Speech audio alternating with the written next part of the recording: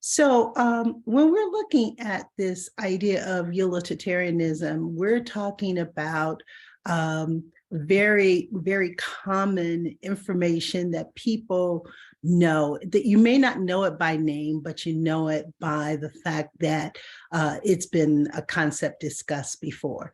Utilitarianism, and there is, and John Stuart Mill, which is chapter 5 of your book. First of all, we're going to talk about this idea of weighing consequences. Weighing consequences. First of all, in weighing consequences, utilitarianism focuses on the sum of individual pleasures and pain. It is not my pleasures or pain that matter, but it's the cumulative happiness of a number of people. So oftentimes when we've been talking about egoist and egoism, and we've talked about psychological egoism, we've talked about ethical relativism, and it's always been kind of individualism. Utilitarianism really talks about what's the best thing for the whole group? What's the best thing for the sum of the people, the sum of the individual pleasures and pain, the sum of the cumulative happiness for all people?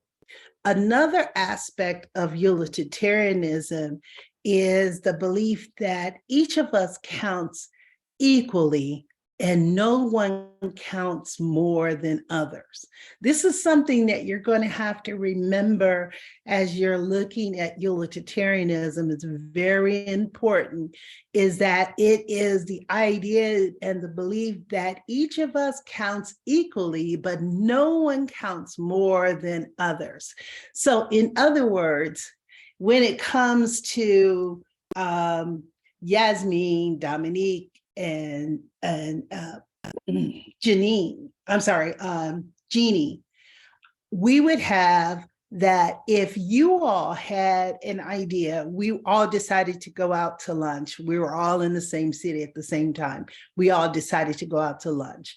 And I had a preference for what lunch was.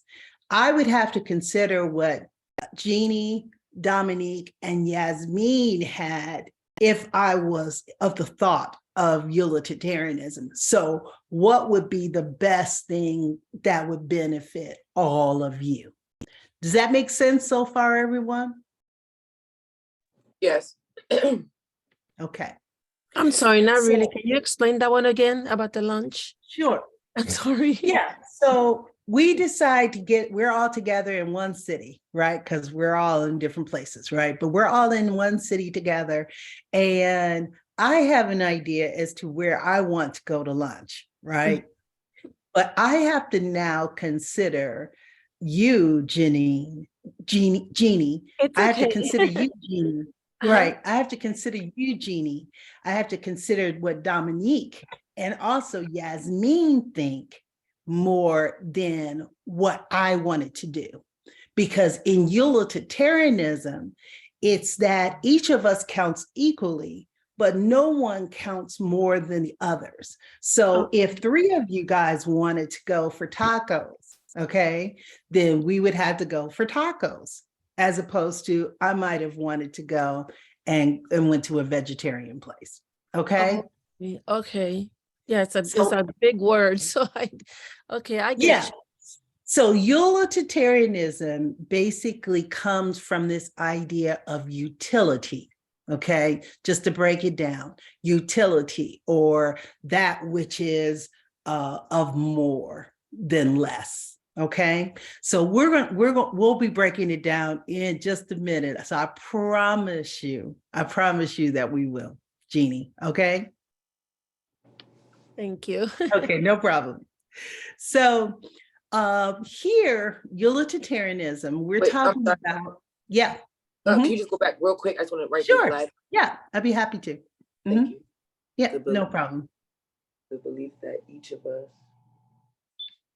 counts equally, and no one counts more than the others.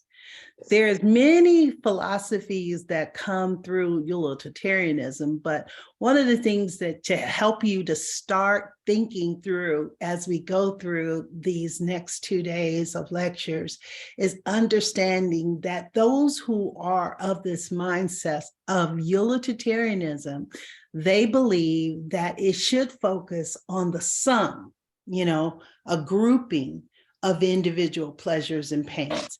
Okay. It's not my pleasures or pain that matter when it comes down to it, but the cumulative happiness of the number of people.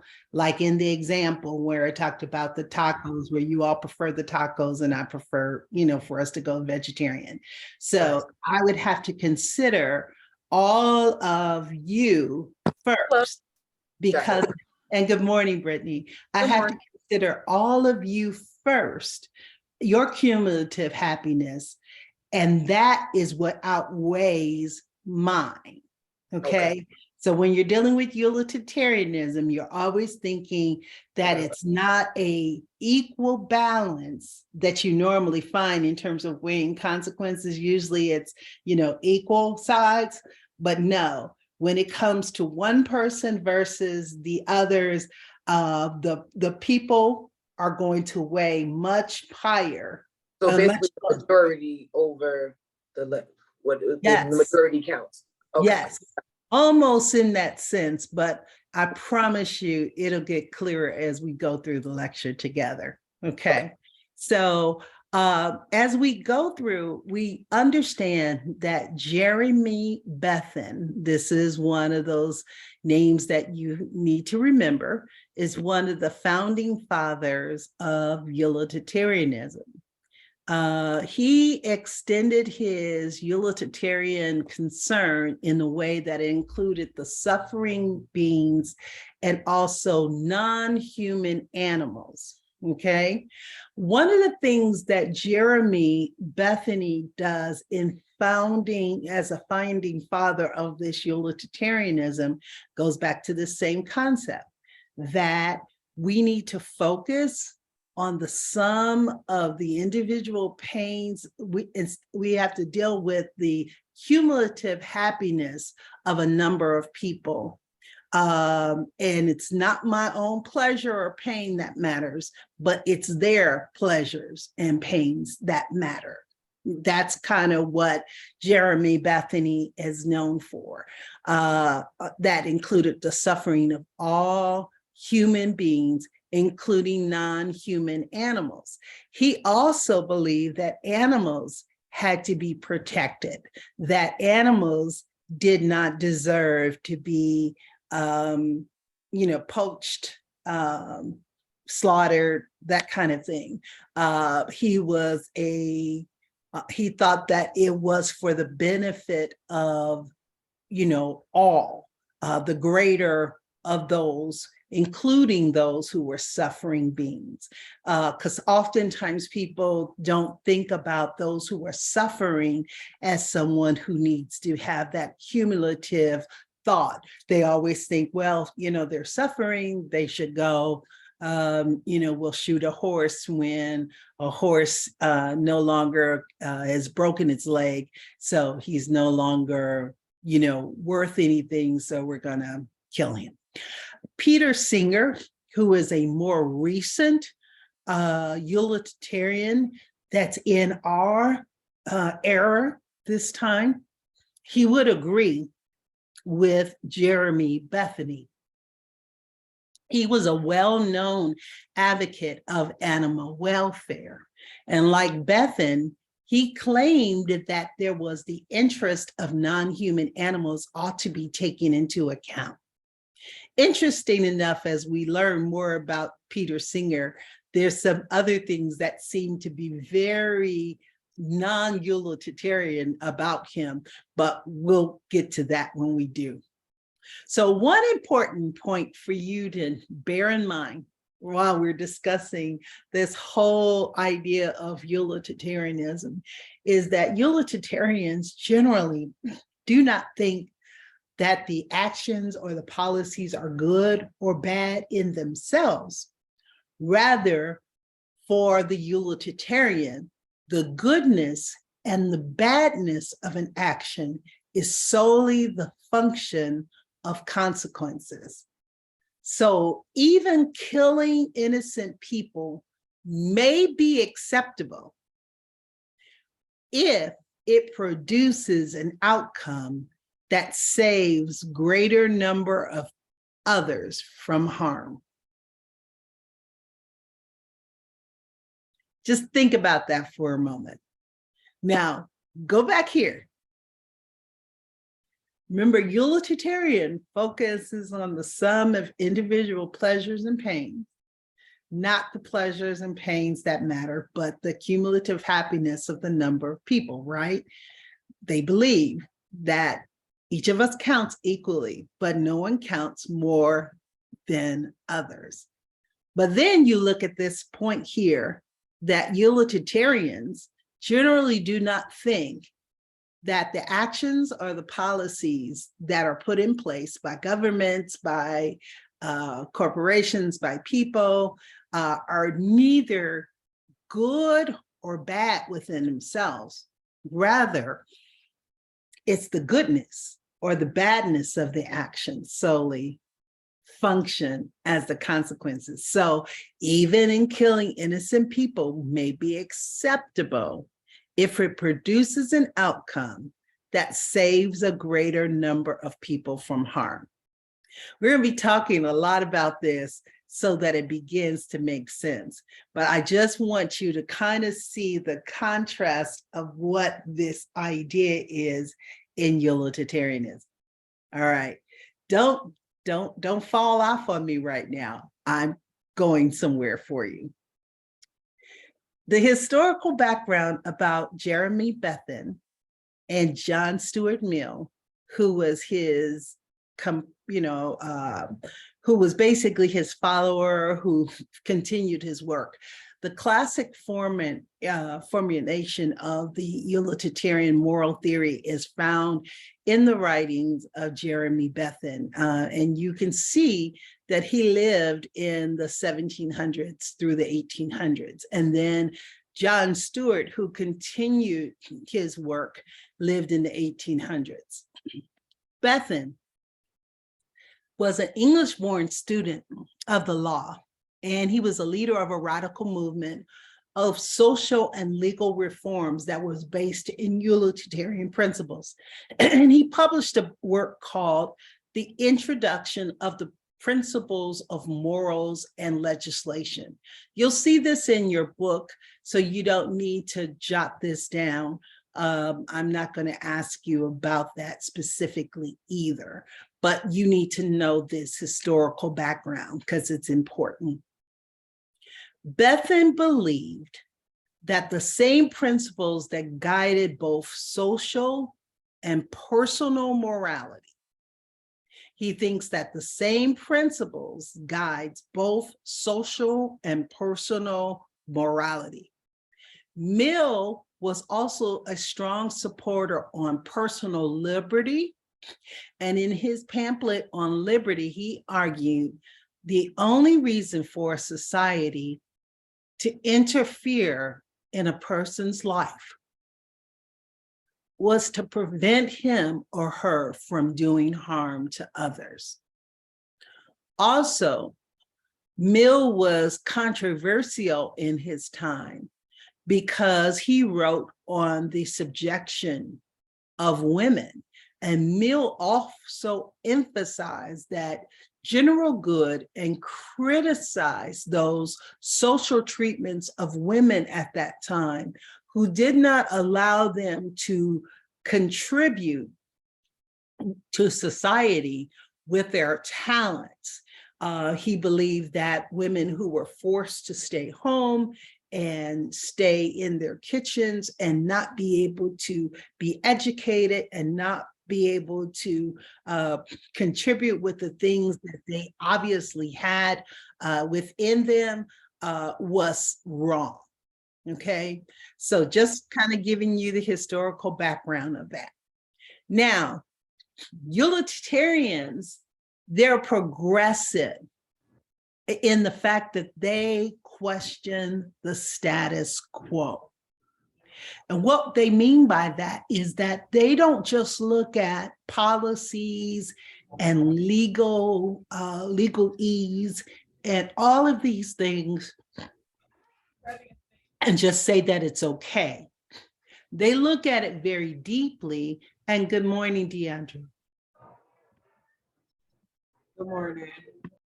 They look at it very deeply in the fact that they question the status quo. They will not promote a system that doesn't work. They believe that, for example, the punishment system that we still have today was not working well then and should be changed. Although the punishment system did not change, but they believe that it did not, it should be looked at, it should change. They believe that social programs should be judged on its usefulness in promoting the greatest happiness for the greatest number of people. So if a social program was not working that was helpful, they would question the status quo of that and say, hey, this program doesn't work for the greater number of people involved in the program. These things need to be changed. So it's this idea of utility. How can the greatest number of people be supported well in a punishment system, in a social program? And observation would determine the project or the practice that succeeded in this goal.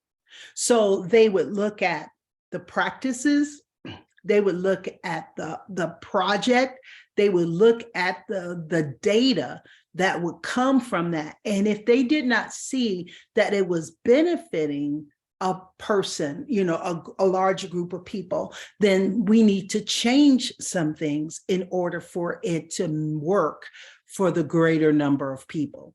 So say, for instance, and this wasn't true in their days because we didn't get some things like Medicare and Medicaid and some of the aid programs that we have today. But they would look at Medicare and they would say, okay, Medicare should have better benefits for the total group of people. Medicaid should work for all those who do not have the help that they need financially in order for them to get what they need. They would think that universal health care was a great idea.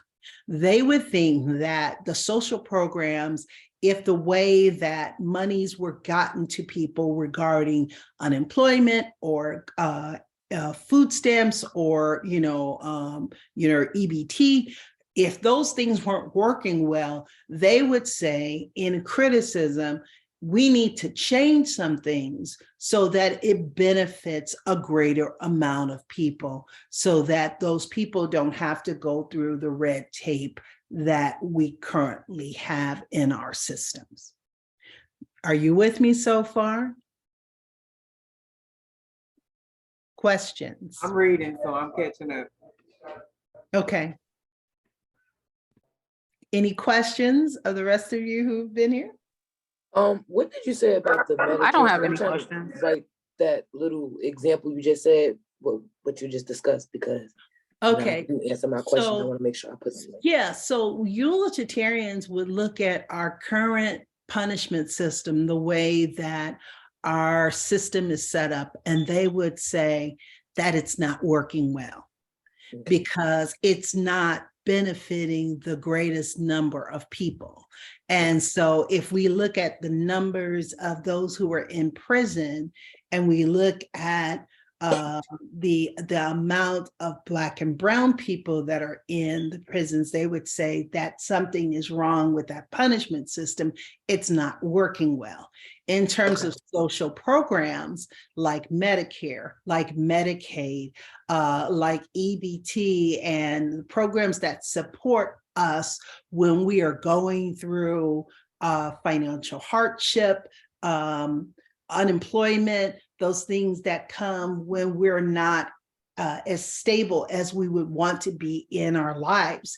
They would say these programs need to be really looked at. Are they benefiting the greater amount of people that are in this program? Are people who, is there a gap where people who should be in these programs are not in these programs because of some of the policies and the procedures that are set aside? They are looking at utility. They're looking at the pleasures and the pain of the greater a number of people, the sum of people rather than individuals. Got it. Okay. Okay. So utilitarianism is an ethical theory that determines right from wrong by focusing on outcomes. And so in this form of consequentialism, utilitarians hold this: the most ethical choice is the one that will produce the greatest good for the greatest number. This is the idea that in ethical theory, it's determining this right or wrong, focusing on the outcomes. And you have to know that when you're talking about utilitarian, they're always thinking about what's going to produce the greatest good for the greatest number of people. Now, I caution you, going back to this slide, to remember, and always keep this back in your mind as we go today, is that also even killing innocent people, as they said, would be okay and acceptable if it saves a greater number of people from harm. All right? Yes. All right. So, Wait, can you go back to the definition? I'm gonna just take a screenshot of it and I'll just go from there. Here's the definition. Okay. No, I'm talking about the last slide. No, this is the definition that you want to be concerned about. Oh, so I don't need the other one. You were telling the ethical theory. Okay. Okay. We were talking about the theory, but the principle of utility is what you're talking about here and I'll go back to the slide for you so that you can take a screenshot. So here you go. Okay. Thank you. Yeah, you're welcome. Got it? Yes, I got it. Okay, great. All right. The principle of utility, this is that basic moral principle of utilitarianism, which is called the principle of utility. Utilitarian is the idea that what matters is the pleasure produced by an action, especially the pleasure produced by the greater number of people, or the greatest happiness principle. Utilitarian idea is that we ought to work to achieve the greatest happiness for the greatest number of people. Do you all see a consistent theme that's going on? Anybody pick it up yet? I have. I mean, I'm understanding, it's sad, but what you said before, unfortunately, certain people had to die, but because you can save more. So I wrote down, of what you were saying, more is more, more than less. Right. A little bit, yeah. These words are crazy. You've got it. You've got it. So I think that that sums it up in terms of what utility is all about.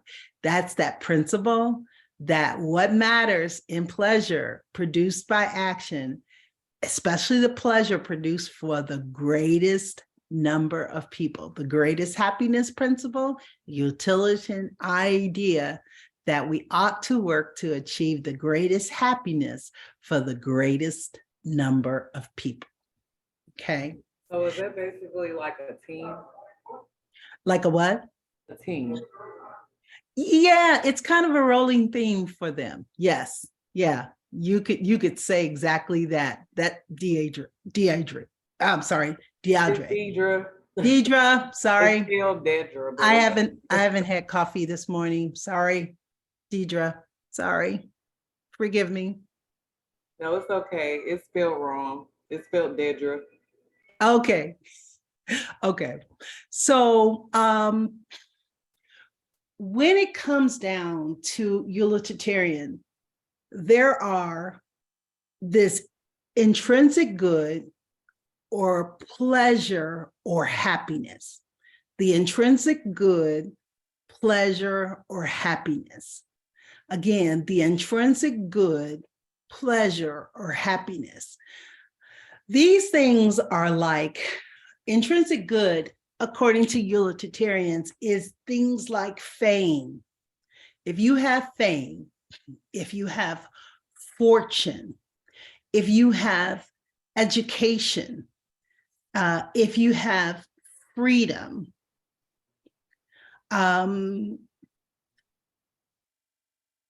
maybe this might be good, but only to the extent that they produce pleasure or happiness. So if you have fame, fortune, education, and freedom, but it doesn't produce pleasure or happiness, that's not intrinsic good. Intrinsic good always produces pleasure or happiness. So in other words, you are pleased when you receive your degree, right? That's what you worked for. That's what you earned. And so it makes you feel good. It produces pleasure within you, right? You're able to now go and do something probably more than you were able to do before, maybe. Fame, for some people, it is a good thing. It brings them pleasure or happiness to have that fame, and that produces some pleasure or happiness in them. In fortune, when you are doing well, when your finances are intact, there's a sense of pleasure or happiness in that, because you know that you can pay your bills, you know that you can take care of your family, yourself.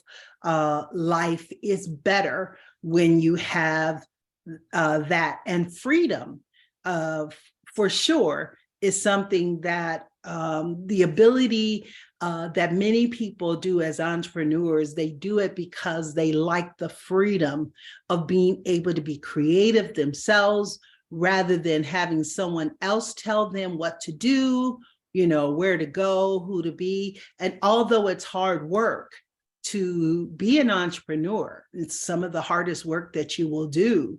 It's that freedom that you have in all of that. Does that make sense? So in philosophical terms, I'm sorry, go on. No, I was gonna say I could piggyback off that. It is freedom to a certain extent. Mm-hmm. Still have a really, really, really, really busy day, but I do have time to, be there for my kids or do stuff that I need to do with them. So it's free, but it's not. No, it's not. And so because it's hard work, and that was my point about the entrepreneur, is that it's hard work, and it's pretty rough.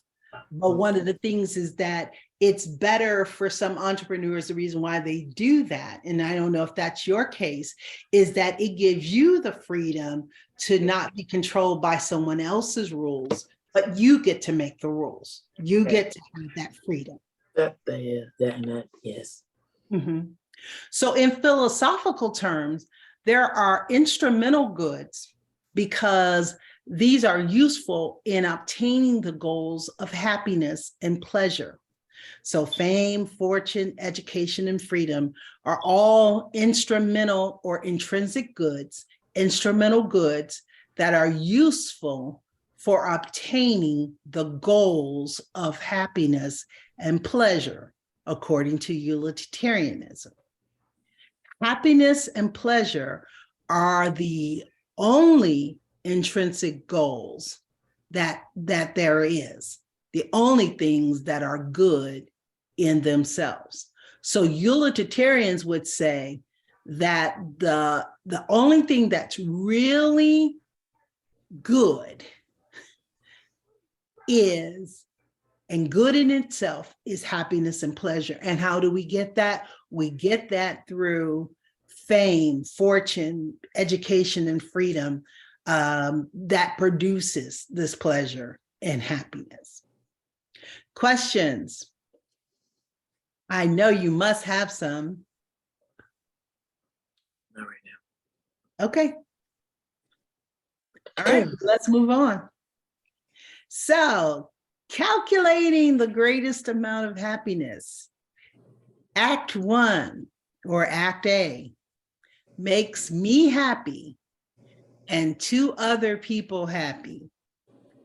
Act B makes me unhappy, but 5 other people happy. According to utilitarian, which one is the greater good? Act A or Act B? Go on and put it in the chat, guys. Just your opinion.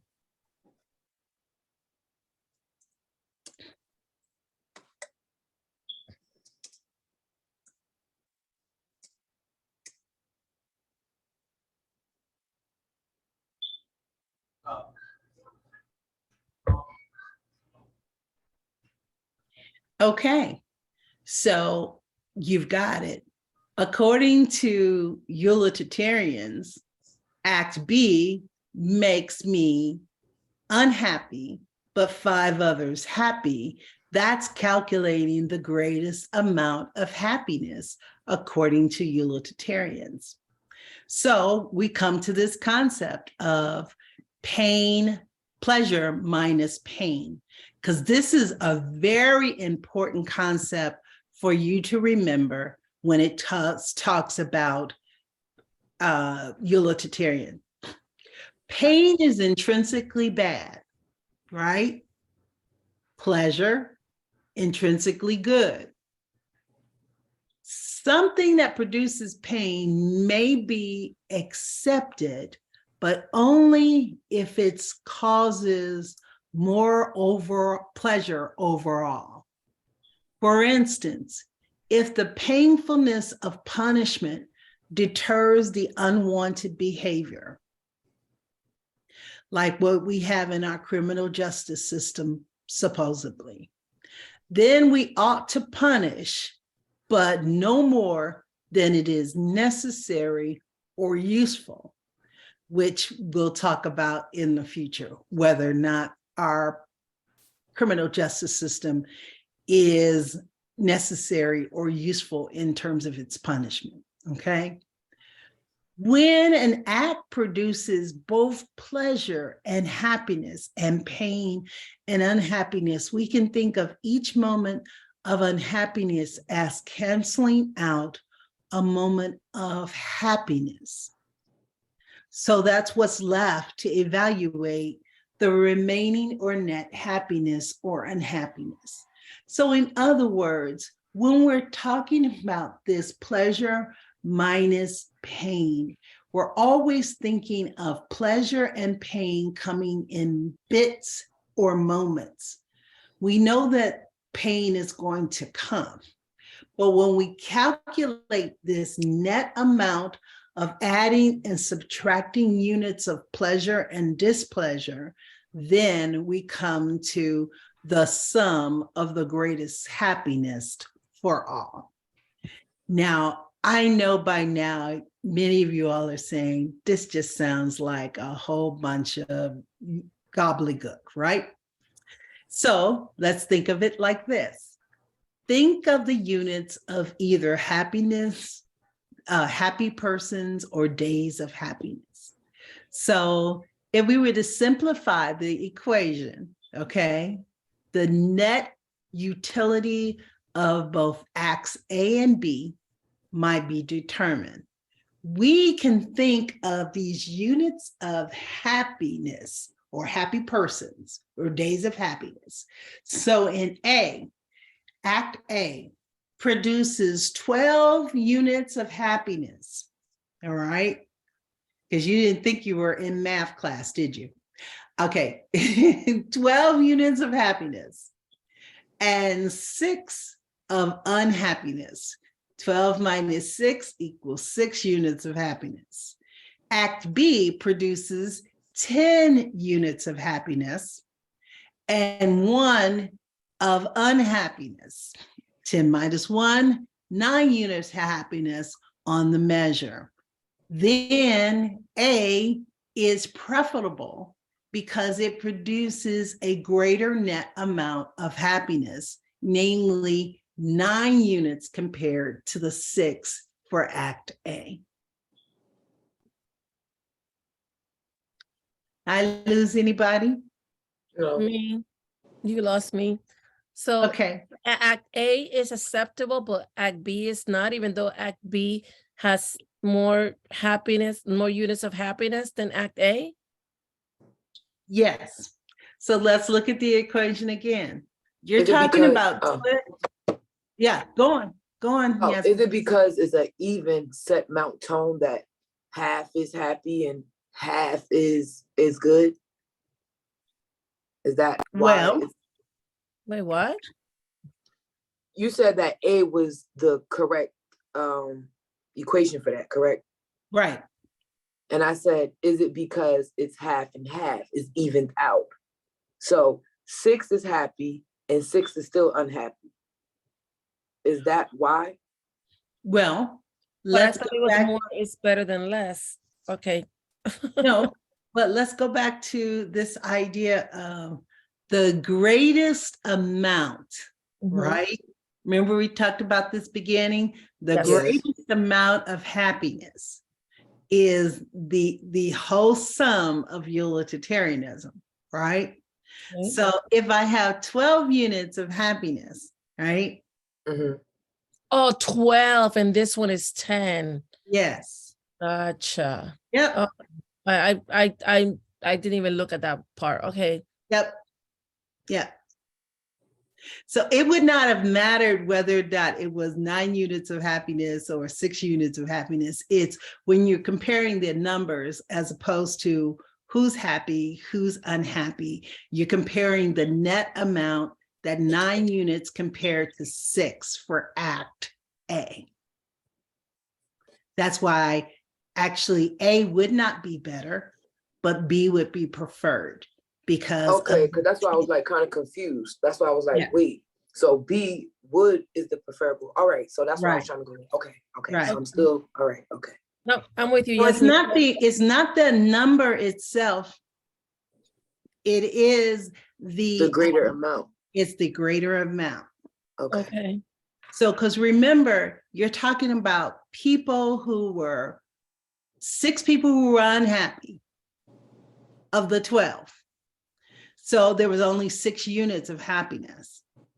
Mhm. E is the preferred because it has the greater net amount of happiness, namely 9 units, because of the 10, only one person was unhappy. It goes back to that where I was telling you at the beginning, where if we all met in the same city and had lunch, and I wanted to go one place because I'm paying, but then all of you said, no, we'd rather have this, then it would be preferred, according to utilitarians, for me to succumb to my unhappiness in order to produce happiness for you.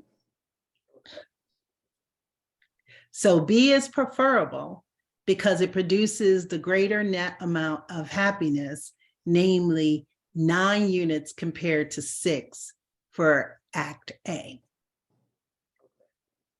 Because if I were to say, okay, let's meet for lunch, guys, my treat, and then we had 4 of you who were unhappy with the idea, and it's only 2 of us who are happy with it, we'd have to go with the 4 because the unit of happiness is more important than those who are unhappy.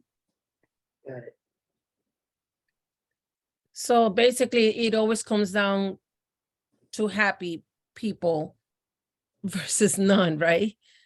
Yeah, Okay. yeah, it does. Okay. But it gets more complicated as we go through. It's gonna get more complicated than this. Okay. Oh goodness. So utilitarian is a form of consequentialism. All right. That's an important idea, is that it's a form of consequentialism.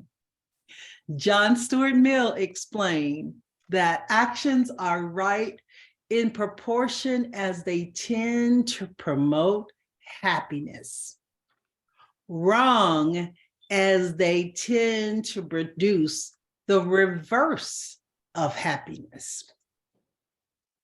Again, John Stuart Mill explains, actions are right in proportion as they tend to promote happiness, and wrong as they tend to produce the reverse of happiness.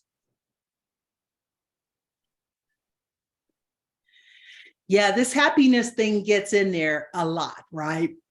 But you'll see some of the flaws as we go through a little bit later with utilitarianism. Utilitarianism is a form of consequentialism, and it focuses on the consequences of actions. Egoism is also a form of consequentialism, what we talked about last week. But unlike egoism, utilitarianism focuses on the consequences for all persons, as opposed to egoism that talks about your individual self impacted by the action.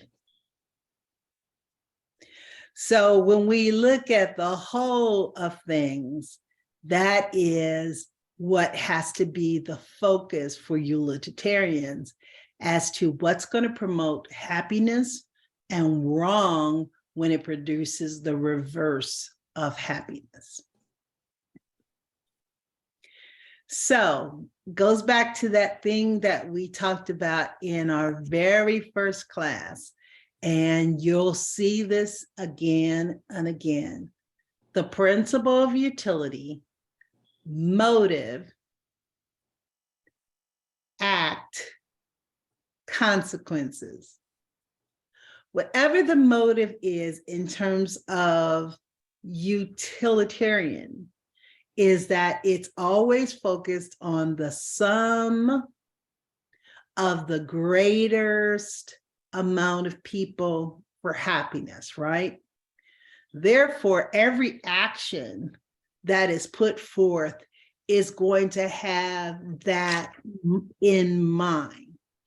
Always, that action is always going to have that in mind, that greatest amount of people. How do you do that? Therefore, the consequences that will come out will not always work favorable for everyone. Why? Because it's always about the greatest amount of happiness for the greater amount of people. So you can see some of the flaws in this when you look at it, but you can also see some of the benefit of it. Because if utilitarian is to be supported in its philosophy in terms of ethics, you're thinking about what's the greater good for the greatest amount of people. And so every action is going to be promoted based upon that philosophy. And then the consequences are what they are based upon those actions. Oh, so ACT stands for action? Or act, yeah. Yeah, no, because I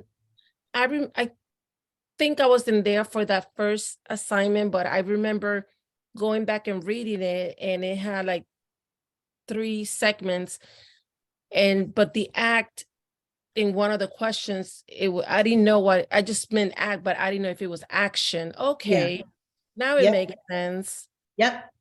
Okay, motive, action, consequences. Okay, sorry, go ahead. Motive, act, consequences, yes. So you'll see this again and again.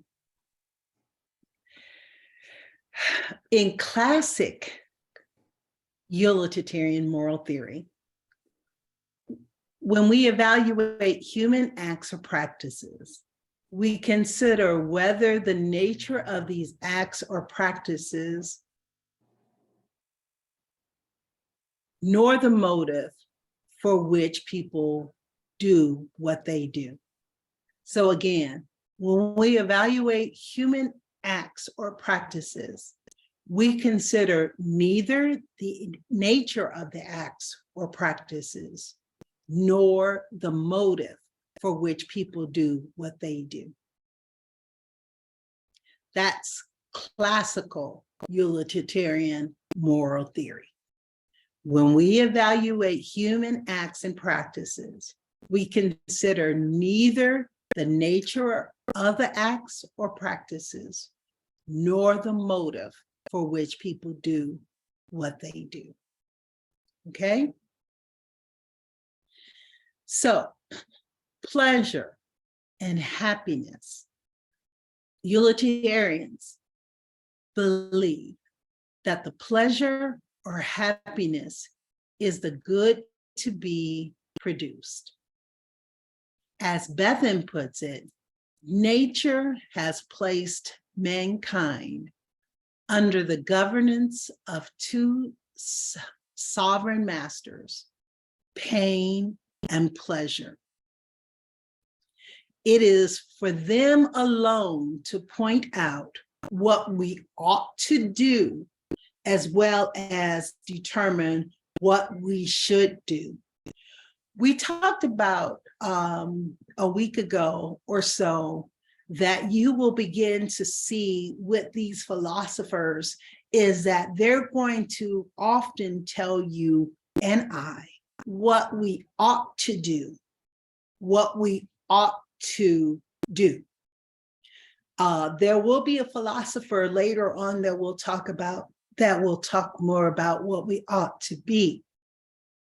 But right now, most philosophers, when it comes to ethics, tells you and I what we ought to do, as well as determine what we should do.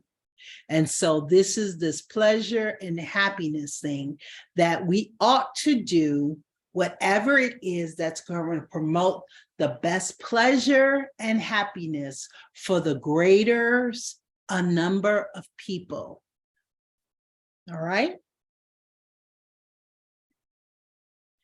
So back to this instrumental and intrinsic good. We talked about intrinsic good before, but we're going to talk about this instrumental goods as well. Things like fame, fortune, education, and freedom may be good to the extent that they produce happiness. In philosophical terms, they're instrumental goods of getting us to where we need to be. But happiness and pleasure are the only intrinsic goods that are only good in themselves. Remember, instrumental goods are what helps us to get to the goals of happiness and pleasure. But these intrinsic goods is this happiness and pleasure. That is the only things that are good within themselves, according to utilitarian. So these things are instruments that help us to get there. Getting your education, advancing in your business, being able to promote yourself and market and freedom and all of these things are the things that help us to get to this intrinsic good of happiness and pleasure, but they're only instruments of this good in attaining the goals and happiness. So those of you who like to take notes or like to take a picture, go on and take a picture of this particular slide.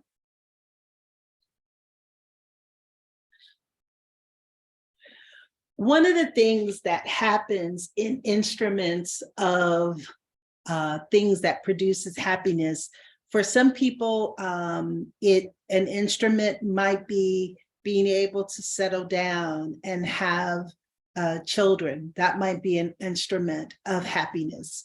It might be being able to produce a program that, or a nonprofit that opens, that helps, thousands of people, get a leg up in life. These are all instruments to this happiness. These are useful for obtaining the goals of happiness and pleasure. But happiness and pleasure are the only intrinsic goods that utilitarians would promote. So you have this quantity versus quality of pleasure. And Bethan and Mill agree that there are more happiness, the better. But Bethan considers only the quantity, and Mill disagrees and considers the quantity. Again, this is where Bethan and Mill agree on more happiness, the better, but they disagree on how to get there. Bethan would consider the quantity, only the quantity. Mill considers the quantity and quality. So although Bethan would say it's about the greatest happiness for the greater amount of people. So if we're able to help, say for instance, when the pandemic hit and there was, people began to lose their jobs, and there was that money that was sent out to everyone who was under a certain bracket of money, and they sent out, $1,000 and said, okay, everyone who's under this dollar amount, you all will get this check. You got this check to help to infuse into the environment, to infuse into the into our economy, so that the economy could continue to run. You all remember when those checks were going out. It was supposed to be so that you could take that money and actually spend it in an economy that was sinking in the time of the pandemic. So maybe you were able to order some things online. Maybe you were able to support some restaurants or some, some of the things that were actually delivering at that time. So he would say that it was all about the quantity of people. Bethan would say it's all about making sure that everybody got the check, the more the merrier underneath that amount that they had put. However, Mill would say it's not just about the quantity, but it's the quality. Because if you only send people $500 as opposed to $1,000, they have more money for the quality of things that they need to have for their home, for their children, for their situation than a smaller amount. So it's not just the quantity of people getting that money, but it's also the quality that's going to add to their lives. So this intellectual pleasures are valuable and more than purely sensual pleasures. So people bought all kinds of different things. They bought lawn equipment so that they could be outside. They bought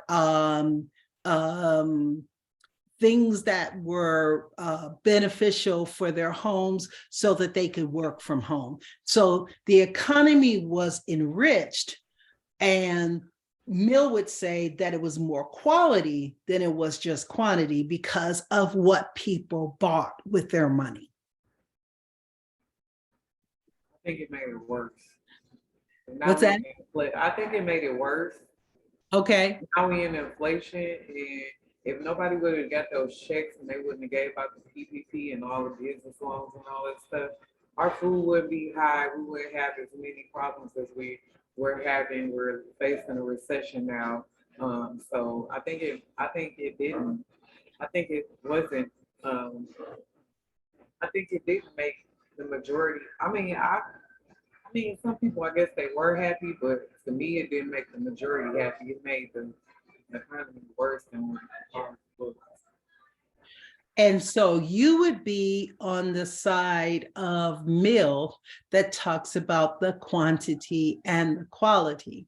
Did it really do what it was supposed to do? The pleasure and happiness of utilitarians would say that it is really, even though there may have been a cascade event that happened, that the debt ceiling went up, but it was going to go up anyway. Yeah.